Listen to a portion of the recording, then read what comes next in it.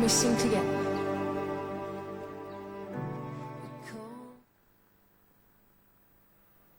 Yes, babukele emakhaya. Sanibonani. Ngiyabonga ukuthi nivulele umsakazo wenu wetithombe ichannel eMaswati. Senguye lesihlanu lomuhle.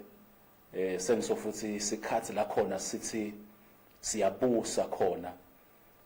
Sibuyela indzaweni yethu la uNkulunkulu lakasidala wasibeka khona. Wathi ascendeni bantu sibende babe ngumfanekiso wethu basifude egameni lika Jesu. Lokufuta uNkulunkulu it means to dominate egameni lika Jesu. So this is dominion time. It's a time where your life is being restored to your original position. Impilo yakho ibuyiselwa enzaweni la kumele ukuthi ube khona khona. Ngekungena kwesono umuntu walahleka wasuka enzaweni yakhe. Mbukele ekhaya ngiyabonga ukuthi uvulele umsakazo. Salo umema nalabanye batshele ukuthi sesikhona sengisosikhathi sedominion. Angifuni ichitha isikhathi namhla ngoba ngifuna ukuthandazela egameni lika Jesu. uNkulunkulu ngithembise ukuthi kunebantu labaningi labatangibukela namhla labagulako labatophila. Ngicela ukuthi usabukela lo hlelo yathi ukuthi busuku bakho bekuphila. That is a promise that God has given me tonight. Ukuthi kunebantu labaningi labangibukelako labagulako labatophila. Angathi ukuthi sohambe phi ngalokugula kwakho. IBhayibheli livetha kwaba khona lo mnyomfati lobekopha for 12 years opha lithi besachithe konke labekanako alahlekelwe ngokweni lakanako weva ngaJesu egameni lika Jesu wancuma enhlitweni yakhe waba nemthandazo enhlitweni yakhe wathi wanginangathinza umphethwe ngubo yakhe ngaphila ngempela kwaba kanjalo iBhayibheli wathumbeletela lo mfati ngegama lika Jesu. Angathi ukuthi isimo lobuso sesikuthethe isikhathi lesingakanani, angathi igula lokuphetha ukuthi sesikhathi lesingakanani, but ngilalela amavi manje lengwasho kuphila kwakho kunamuhla. uNkulunkulu kude umkhathi kuye. Distance is not a barrier. Njoba ngizothandaza la namuhla utakuthinze ekhaya lakho, utakuthinze embhedzweni wakho, utakuthinze ecansini lakho, wherever la ngibukela khona. Thank you so much for tuning in ngegama lika Jesu. Kwesibili ngicela ukuthi tilungiselele embukeli, hamba ukhemandi yakho empompini noma wherever la wakha khona ebhakedeni noma esitulutulweni, ubuye wabeka embi kwakho ngeliglass ngegama lika Jesu. Ndathi nasengithandaza ngidawathandazela lamandi, ndawasebenzisa as a conduit of anointing, ndawasebenzisa ukuthi uNkulunkulu akuthinze ngawo egameni lika Jesu. So gijima ukhemandi yakho noma ngayini lephethe noma ngayini lebuhlungu la kubuhlungu khona noma silonza lesingaphole. Ngithole ubufakazi lobunengi ngetilonza letingaphole. Bantu basebenzisa lamandi tilonza tishe baphile abantu. Nakuwe namhla kwenteka ngegama lika Jesu. Evikini lephelele embukeli sikhulume ngendzaba yengadi yaJesu. Sikhulume ngendzaba the power of the blood. Ngazama kuveta ukuthi esivumele lesizala bekwendekana. But asesigijima siphinde silibukele livesi encwadzini yeMahebheru chapter 9. Sitawufunza from verse 13 kuya verse 14. Mahebheru chapter 9 from verse 13 kuya verse 14. LiBhayibheli lithi ngobe nangabe bantu labangcolile ngekwelisiko bafafadwa ngengadi yetimbuti neyetinkunzi nangemlotha wesithokadi bekubageza ngekwelisiko kube kuhlandeka. Verse 14. Inganihlambulula kakhulu kangakanani ke ingadi yaKristu watinikela yena kuNkulunkulu ngamoya waphakathe, watinikela ede sici. Ingadi yakhe iyawuhlambulula nembeza wenu emisebentini lefile kuze nikhonde uNkulunkulu ophilako. Ingadi yakhe iyawuhlambulula nembeza wenu emisebentini lefile kuze nikhonde uNkulunkulu ophilako. Lo mbhali ngizamile ukuchaza evikini eliphelile ngeke ngibuyele khona kakhulu egameni lika Jesu. Ukhomberisha letikhasi letimbili uyabala ukuthi ngesivumelwano lesidzala bekwendekani bebasebenzisa ingadi yetilwane timbuti netinkunzi egameni likaJesu kuhlatshwe kuze leyo ngadi ifafatwe ngekufafatwa kwengadi noma ngabe umbekangcolile ngekwelisiko bekentiwa ahlanteke. My God, then nyalo liBhayibheli liveta ukuthi ke nawuchubeka ufunza la ngetulu uyathola ukuthi Jesu wangena endzaweni lengcwelengcwele kwabakanye, wangena esakhiweni lesingakakhiwa tandla temuntu, esakhiweni sasezulwini. In other words, wangena ku sanctuary endzaweni yekukhonta yakomoya lesezulwini. Esivumeni lesidzala umpriest lomkhulu bekangena ethempelini noma eku sanctuary leyakhiwe sandla semuntu. But listen Bible, Jesu wangena ku sanctuary lengakakhiwa sandla semuntu, wangena endzaweni yekukhonta yasezulwini. Lithi wangena endzaweni lengcwelengcwele ngoba lesakhiwo lesakhiwe tandla temuntu bekusithombe salesakhiwo lesakhiwa sandla semuntu sasezulwini. Listen eBhayibheli, Jesu wangena aphethe yakhe ingadi. Bapristi bebangena baphethe ingadi yetilwane, bangene baphethe ingadi yetimbuti netinkunzi. But listen Bible, Jesu wangena aphethe yakhe ingadi. And listen Bible, wangena kwabakanye kwanela. Wangena kwabakanye kwanela. Then sibukile babukela emakhaya ukuthi leni ingadi, why the blood? Yini uNkulunkulu akhetha ingadi? Yini athi hlabani lesilwane nithathe le ingadi niyifafa? Why the blood? Sabuka ukuthi kokuqala engadini kunekuphila. Engadini kunekuphila. Nawufunze encwadini ya Leviticus chapter 17 verse 11. LiBhayibheli uthi uNkulunkulu ngininikete ingadi ngoba kuphila kusengadini. Ngakho ke yethathana ingadi nente ngayo imihlatshelo. Amagama lo nakufunako uNkulunkulu kahle kahle lapha ealtar ufuna lempilo yalesilwane. But ngalokuthi lempilo ihlala engadini akuthathe le ngadi ifafadwe egameni likaJesu noma ingadi ingoma, but lempilo ngeke yome yona ngoba ihlala la kule ngadi egameni likaJesu. So lokufafadwa kwalengadi lapha ku mercy seat lapha endzaweni lengcwelengcwele bekuthathwa lempilo yalesilwane ithelwe ifakwe khona egameni likaJesu. Then iBhayibheli lithi Jesu wangena ke yena endzaweni lengcwelengcwele kwabakanye. Kusho ukuthi Jesu manje la kule yakhe ingadi kunempilo yakhe ngoba khumbula phela le ngadi yalesilwane besibeyiphethe impilo yalesilwane. So ngekunyenyetwa kwengadi yaJesu kumesisithi bekukusho ukuthi sekunyenyetwa ngale mpilo yakhe egameni likaJesu. Le mpilo manje yaJesu seyila kulala kunyenyetwa nengadi khona egameni likaJesu.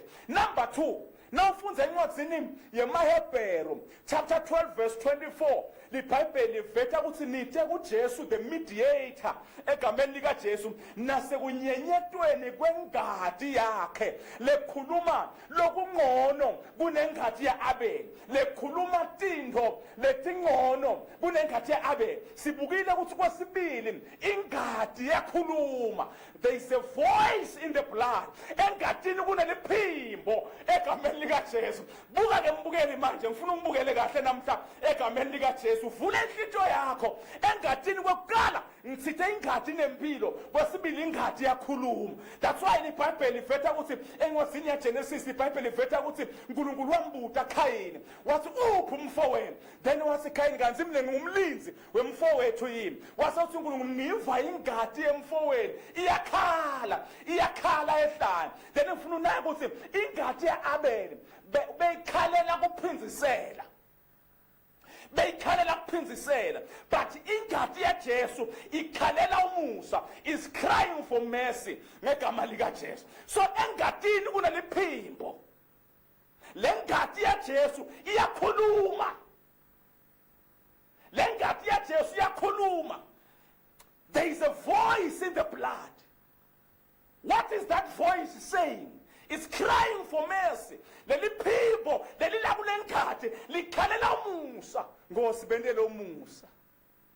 Nkosi bendele umusa. Hey. Ungazi ukuthi ngiyambona uNkulunkulu ukuthi ngabe kade sabuya. But sona ingadi ya Jesu yakhala. Ithi babeketelele bendele umusa. Kungako la sisunze khona. LiBhayibheli lithi le ngadi ya Jesu iyawuhlanda bonembeza benu. First and foremost, lokwentiwa ingadi ya Jesu igeza nempeza.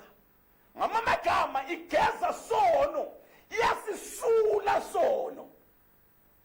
Ingadi yetilwane beyithi mboza tono. But le ngadi ya Jesu iyasigeza, iyamhlanta, ikwenta inhlithiyo yakhe ibe mhlophe. Lisethi iBhayibheli noma ngabe tibomvu njengengadi, titaba mhlophe njengengogwane. Ngamagama ingadi ya Jesu iyasigeza tono, iyawuhlanda bonembeza benu. That guiltiness, that sin in your conscience, that sin in your life, le ngadi ya Jesu iyasigeza.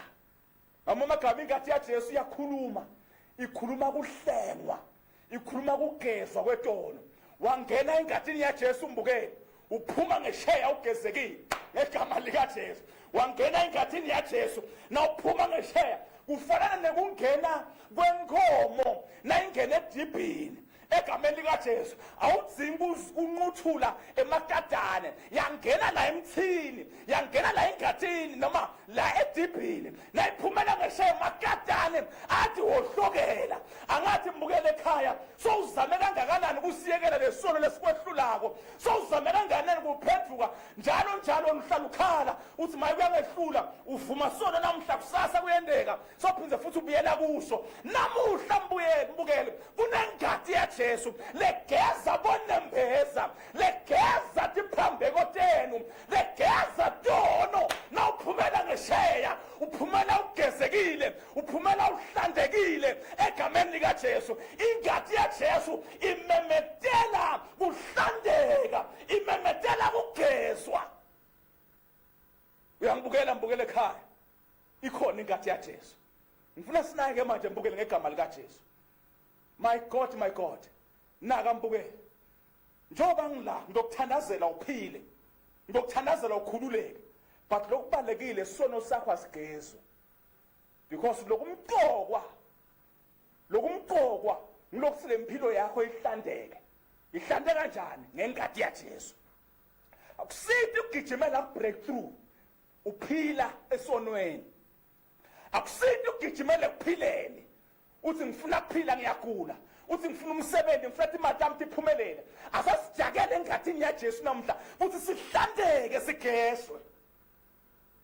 Ngiyo lengadi lesela siphila bungcwele, ngiyo lengadi lesela sihambe ngokulunga. Iyasigeza, iyasihlanda. Lengadi iyawugeza bonembeza benu.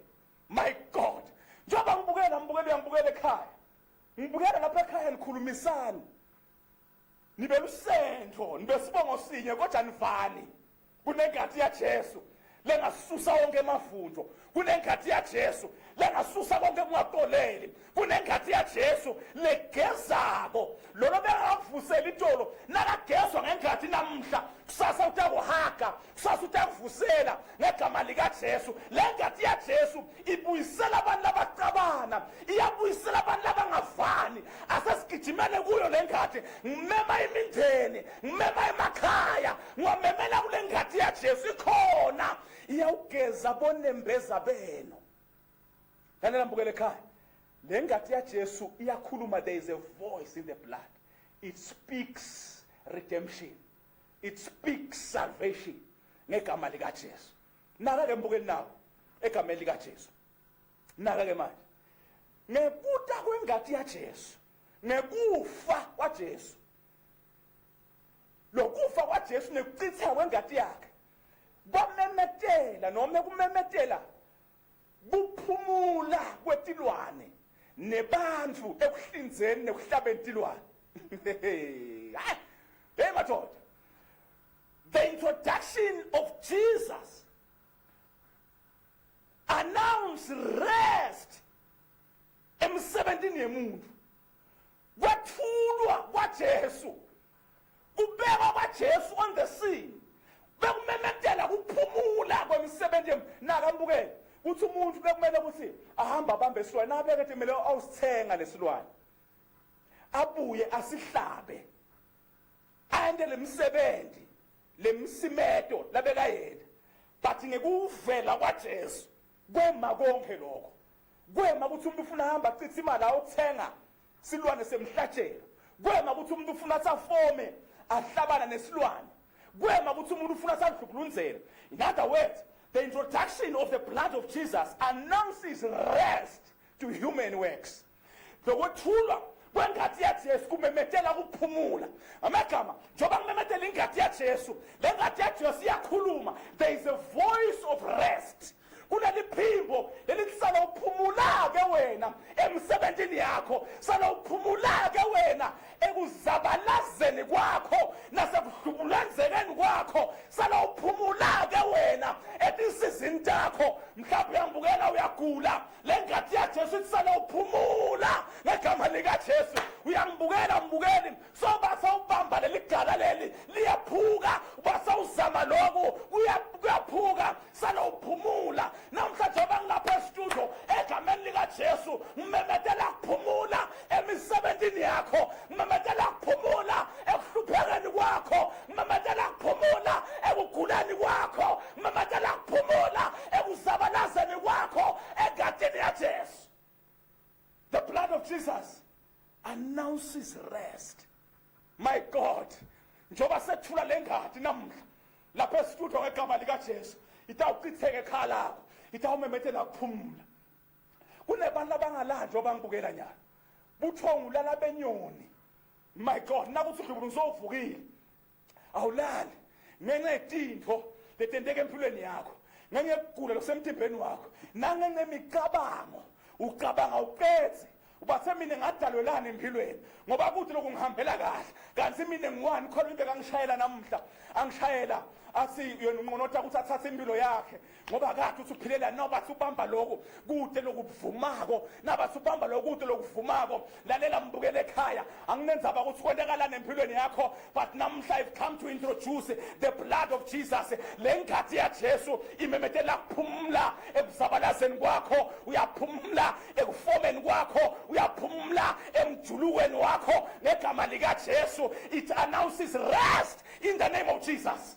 Lelambukele ekhaya ngize ngikhumbula Jesu lisi iBhayibheli bekasesikebheni bafunzi bakhe kwaqhamuka sihushuhushu lesikhulu egameni lika nafundi wasithi Mark chapter 4 kwaqhamuka sihushuhushu lesikhulu lisi iBhayibheli Jesu bekalele ngemuva esikebheni aqamele emqamelweni lisi iBhayibheli emanti besangena lesikebhe besicishe kugwala kodwa Jesu lele sikebhe sicishe siyagwala but Jesu ulele kanti ulele phi Jesu bekasekurem bekasenzaweni yokuphumula lengadayadanyiswa athi uhushuhushu lengathintwa nangemandi kuthi sikebhe sakho siyagwala le my God Jesu akumthinzi lokho namhla ngiyakwethula kuleyo remu namhla ngiyakumela kuleso sigaba lakho labaye abantu batawukhala ngekufa ngalana ngala batawukhala ngekungathola umsebenzi ngalana ngala batawukhala ngekungaphumeleli ngalana ngala but wena uyaqala uyaphumelela manje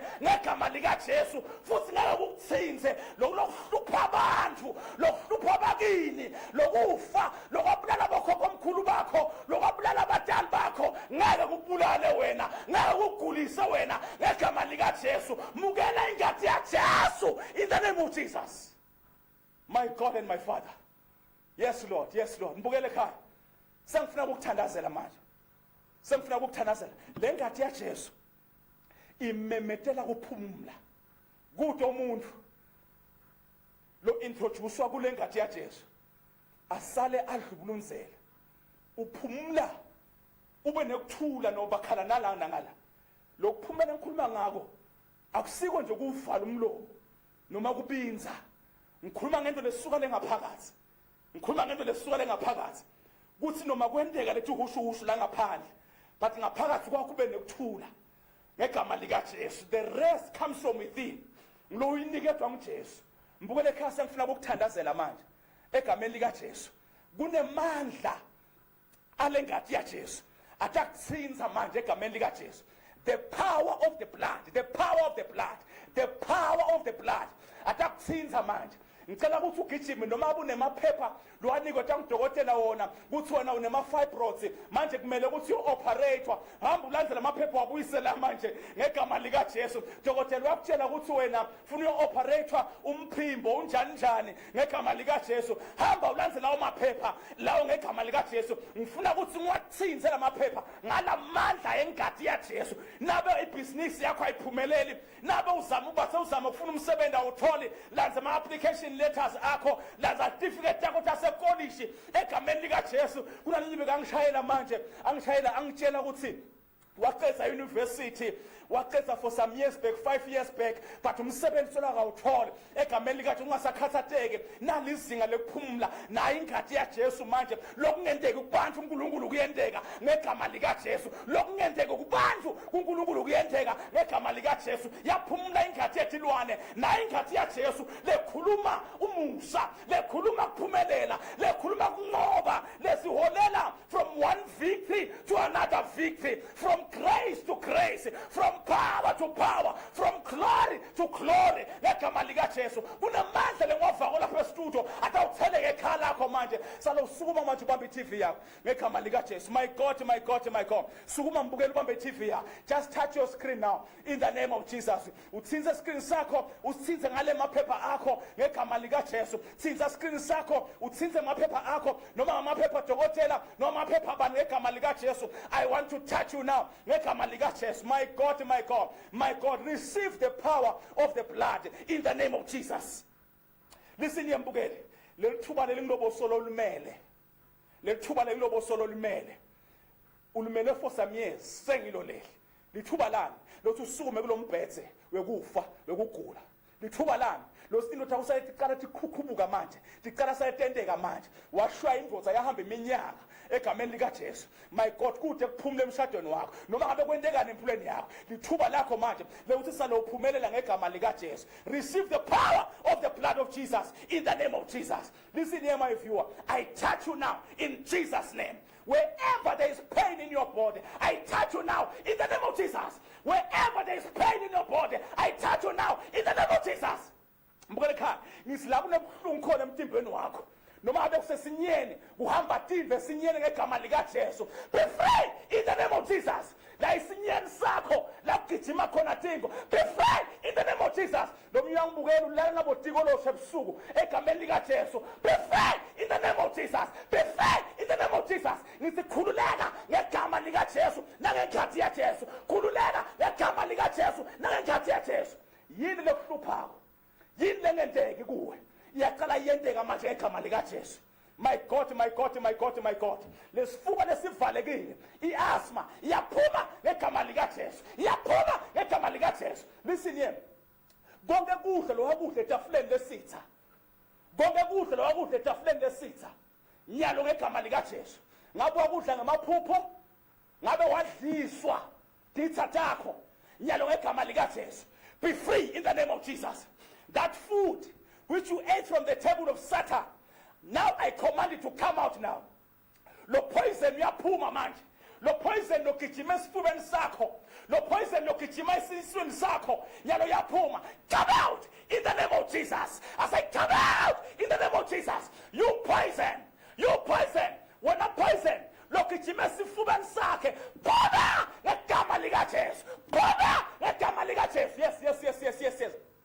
Ngutshela ufune ama-addictions laphumako. Kunebantu labanatilo bangasathi thanzi manje ngegama likaJesu. I break the power of addiction right now in the name of Jesus. I break the power of addiction. Lokhu lokwenza ungasathanzi ngiyakuphola ngegama likaJesu. Ngiyakuphola ngegama likaJesu. Listen here, my viewer. I touch you in the name of Jesus.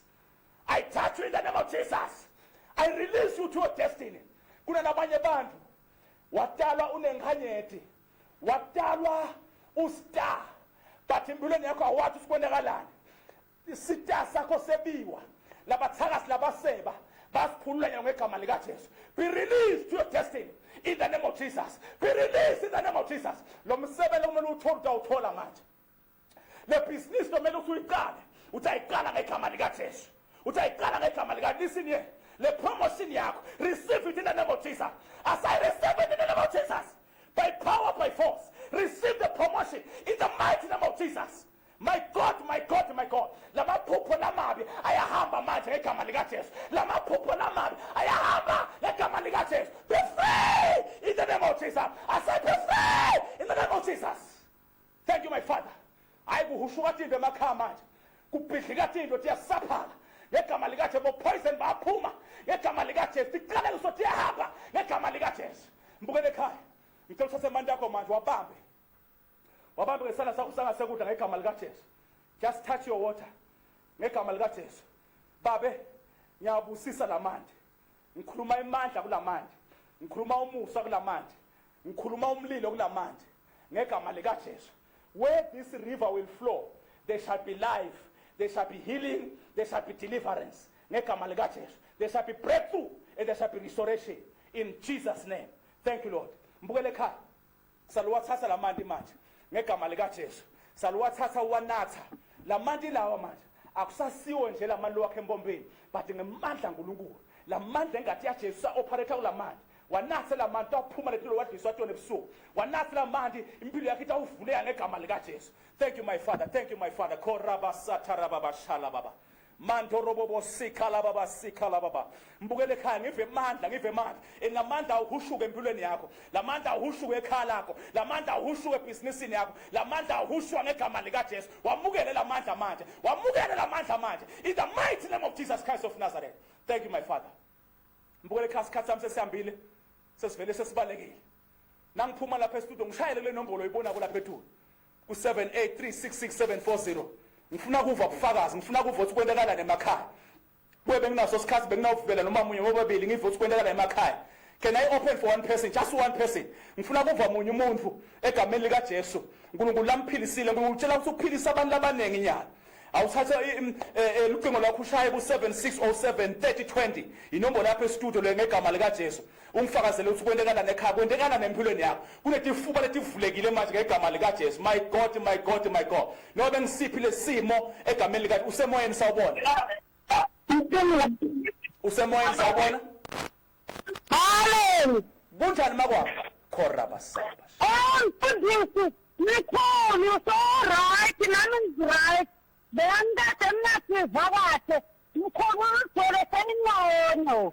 asekasume emkhulu agijimela endlini somphilisile uNkulunkulu lamandla agcwele lapha endlini ngegama likaJesu Siyabonga mfundisi sengakhe namzela khona bekamfethe. Namkhulu bekakazi. Sekahle.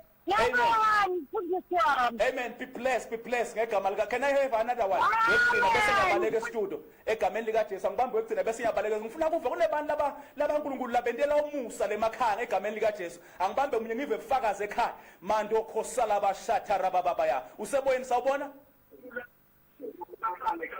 songenile usemoyeni bukele yebo mfundisi bunjani makwami Hey mfundisi yaza kuhambe nathi ngizisana umuntu wathubela ngifanje sengakhe mfundisi wami bonani make ngifanje umsimbambo ubisha bensolongane lenzimayelo nganasemali ngabamba ngenta konke nje solongihambisana nawe nyalo ngibhalula nje nyalo uvulula nyalo uNkulunkulu uphisile ngegama likaJesu You are free makwami you are free nelikhala kuliphilisile kunalomnye uNkulunkulu langitshela yena bekahlushwa sinye lesinye sakho make beungazuthi kunetikhali uyahlatshwa la isinyeni sakho uNkulunkulu sokuphilisile egameni likaJesu my God yes lo myangibukela bowopha it's like this is the third man seyinyanga yesithathu solo yopha non stop yesithathu lenyanga solo yopha non stop lo mopho ungamukile ngicela sina ngiphumela estudio ngishayele ungisisi ungiseyintombazana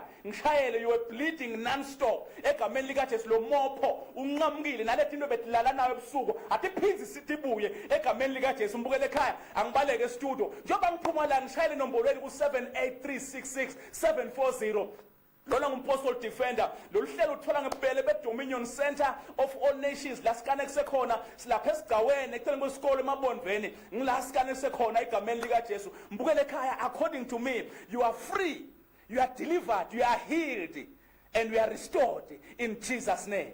Amen. Amen. Amen. Amen. Thank you, Jesus.